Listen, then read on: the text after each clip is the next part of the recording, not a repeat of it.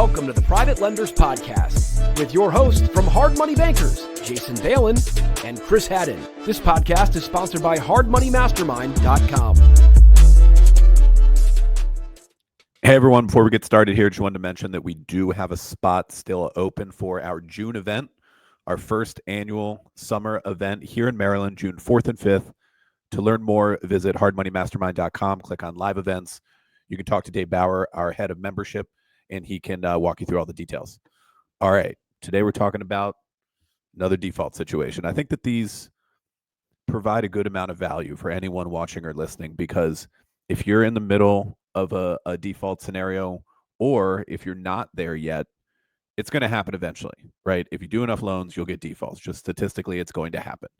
And managing these defaults from the business end of things, not necessarily the legal side, although that's definitely a factor, is an important job. It's a high-level job. It's very nuanced, the stuff that goes on in these default situations, and engineering a profitable exit is the goal. And so we're going to talk about a very specific situation that is going on right now. Yeah, I mean, it's funny because we talk to a lot of lenders from all over the country, and the lenders that have been in this business for only a few years typically haven't, or they should have not run into many defaults in that period of time.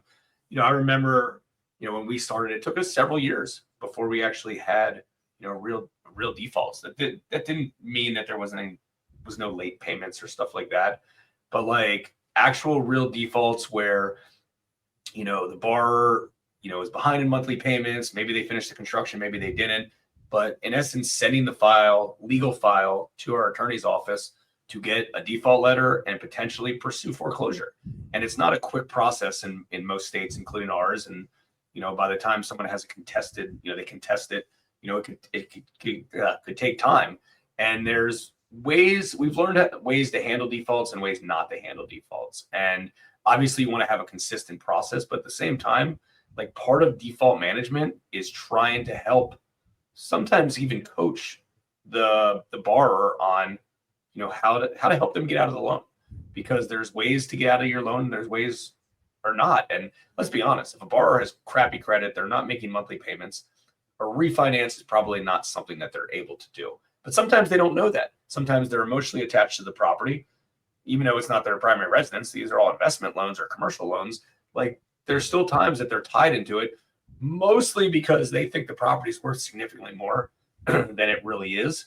So they don't want to give up lots of equity, and that's great. Like we want borrowers to, be ambitious to try to pay us off, but at the same time, they got to be realistic. And the last thing you want is for them to be like, "Oh yeah, I'm going to have money soon, or I'm going to do this, I'm going to do that," and then 6 months later, you're in the exact same situation. So it's important to understand not only what the default process is, but also being able to kind of look ahead into the future of what's a reasonable way that these borrowers can get out of your deals.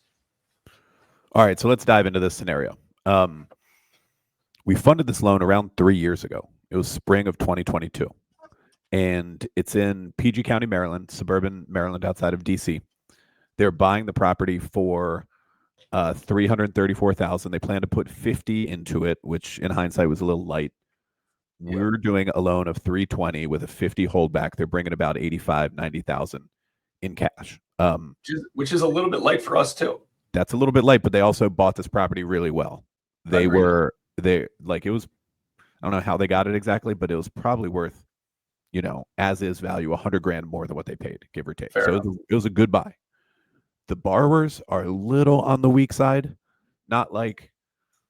so they're real estate agents, and they've done some investment deals. And so they have a bit of wherewithal about what's going on. Credit was a little bit low, high 500s. Just under 600, and cash was like borderline. So here's what happened.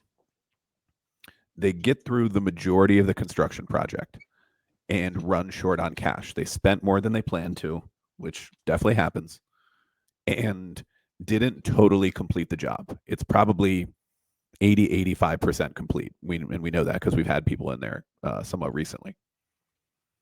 Also, somehow during this process, we were unaware that they moved into the property, which doesn't happen often. It has definitely happened before, and it really makes the situation even more sticky. They get behind on payments to us. The property was not totally complete, so we started foreclosure a while back. Sent the default letter, start the Maryland foreclosure process with our attorney. We get somewhere near, like in a 6-month process, and then we're getting close to foreclosure auction sale, and they file bankruptcy to delay it. And when people do this, whether they're living in the property or not, although it's worse when they're living in it, they really just it turns into a situation where their only exit strategy, now they have to move out and they have to sell it. In this case, they probably have to sell it to an investor because it still needs some work. There's equity in this thing. It's definitely 700 to 800K ARV. But they're stuck. They're living in there. And now they filed a bankruptcy, which is, even besides the other financials, like that's going to prevent you from getting a refinance. So it's kind of like making a bad situation worse. Of course, you can't tell people not to file bankruptcy because I don't think that's legal. That's, something they have the right to do if they want to. But from a business perspective, it's not helping them at all. It's only hurting them. So here's what happened. Last year, we referred a buyer. We're like, look, you have to sell. It's your only way out. There's no refinance coming. This bankruptcy is just dragging things on. You can sell, or we're going to eventually end up at a foreclosure sale, and you're going to do better on a private sale listed on MLS with an agent, just like normal.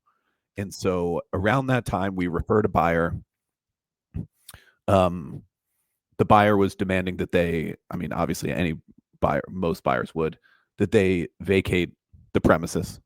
And they were dragging their feet on that. It seems like they didn't know where they were going to go or didn't want to, or like, yeah, you can buy this, but we're not out yet, sort of thing. So that fell through. And then they went into another bankruptcy case to stall even more. And then this spring, they go under contract with an investor buyer from out of town. They're from Jersey, and they have a lender from Jersey. I spoke to the buyer, and they seemed qualified enough. They own some stuff, right? So we were excited that we were going to, I gave them a reduced payoff number. Like, we're going to take a payoff of $450 on that $320 loan, which basically worked out to note rate, not default rate, but the regular rate, for about 2 years of interest, plus all the legal fees and late fees and everything else. It was a fine exit for us. So this buyer needs an extension. And I'm like, all right, what's going on? I talked to the buyer again. They tell me about the lender, institutional lender, that they've closed with before. And I'm like, all right, do an extension, do your thing. Let's get you guys closed. And then it came down to it last Friday. So like 5 or so days ago, 6 days ago, they were closing. We were like, okay, we can accept this agreed, even though it's delayed, this agreed payoff amount. The seller went to sign. I think even the buyer went to sign, and something wild happened in the 11th hour where I think the lender underfunded the loan or something like that. It was weird. Like, I heard some of this information from the title company and from the seller, our borrower. Long story short, the thing fell apart. The financing wasn't what it was supposed to be. There was also a property tax bill that popped up that increased the cash to close on the buyer side because they were paying all the seller's closing costs. And I talked to the buyer earlier this week, and it's a dead deal. And so, all right, what do we do now? There's a few options, and the seller is somewhat cooperative. I wouldn't say all the way. They don't totally listen to our advice, but they're not like, disappearing either. They're involved. So the options as we see it, I talked to a potential buyer. They're like, yeah, I don't know. It would have worked, better with the numbers last year. So that kind of is not an option. The seller indicated that they have some backup contracts. So it could be something there. I don't know if that's totally concrete yet. Hopefully it becomes that, and they can sell, and we can offer them the same discounted payoff, which is a perfectly fine payoff to us. Also, I considered on this one that we don't do this too often, but maybe taking it by deed in lieu. Taking it by deed in lieu, see if we have cleanup or not to do in there, maybe leave it unfinished and throw it on the market at the right price. As long as we're in charge of that process and the property's vacant, we'll sell this thing and get out with a good number. So like, I'm considering that as well. Or if they continue to not perform, like they dismiss the bankruptcy case, we can schedule an auction sale. That's a gamble. Of course, we don't know who's going to buy it and at what price. I would prefer to know these numbers up front and so that they can sell on their own. We don't have to wait for the court process to get our money and stuff. And that's where we are. I know a lot of this is news to you, Jason, because it's all happening real time, and you're finding out about it on the podcast. But it's a sticky situation, had a lot of different variables, and we're going to see where it goes. Is she still living there? I believe so. She hasn't said that. I believe because there was like, we were still kind of unknown if she was living there or not. Like, it seemed like she had personal belongings in there, but not necessarily fully living there. You know, we had seen pictures, been by there, stuff like that. Like, it was kind of hard to tell. Yeah, I asked if the property was vacant by email, and she did not answer. Yeah. There's like pictures on MLS and Zillow, but yeah, I mean, a few kind of things, you know, to recap. You know, it's obviously great when you can have a conversation with the borrower. You know, the borrower wasn't all that cooperative early on, but I think at this point it's just a headache to them. They're just like, I want to get the hell out of this. Yeah, they do want to be done with this thing. Like they want to be done with it. I mean, when you're writing a loan, the reason why we make borrowers bring a good amount of money to the table is this has been going on for years, right? And like, we're still not in jeopardy of losing principal, but at the same time, we want to make some money on this thing. You know, our principal amount, even if we got to step in and pay some fees, you know, tax bills and things like that, if it comes into that, we're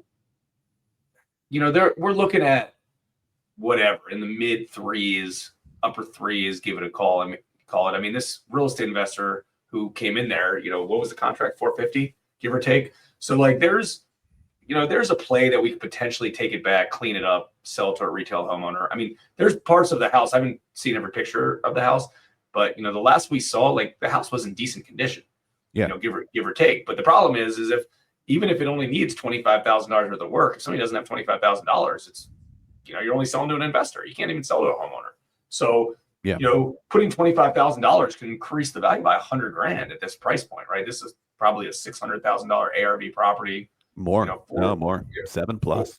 You know, whatever. Like it wasn't a ton, and it's just when you're dealing. You know, one of the reasons why, besides collateral character is such an important component, is you want to deal with sophisticated people, sophisticated investors. This person had some real estate background. I mean, I remember because I originated it. They were a real estate agent. They had some cash to put in, and they found a good deal. But like overall, they weren't as sophisticated. They didn't execute well.